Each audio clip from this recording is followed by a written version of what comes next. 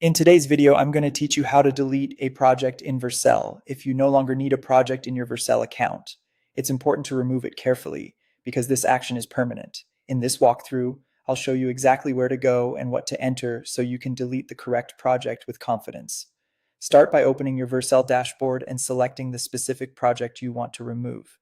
Make sure you choose the right one before moving forward, especially if you manage multiple projects that may have similar names. Taking a quick moment to confirm this can help you avoid deleting something important by mistake. Once you're inside the project, click on the Settings tab. Depending on your view, you may see this at the top of the page or in the sidebar. This is where Vercel keeps the project's core configuration options, including the controls for permanently removing the project. After that, stay on the General Settings page and scroll all the way down to the bottom. Near the lower section, you'll find the Delete Project area. Vercel places this option at the bottom intentionally since deleting a project is a serious action and not something you usually want to do casually. When you locate that section, click the Delete button. This will open a confirmation dialog designed to make sure you truly intend to remove the project.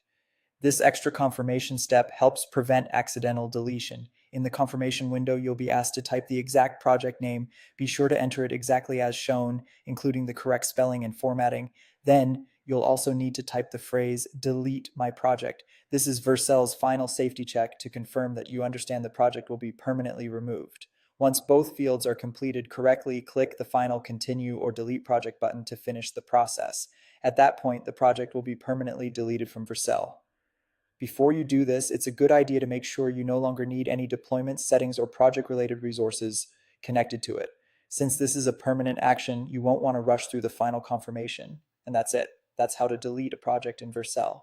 If you follow these steps carefully, you can remove an unwanted project quickly and safely.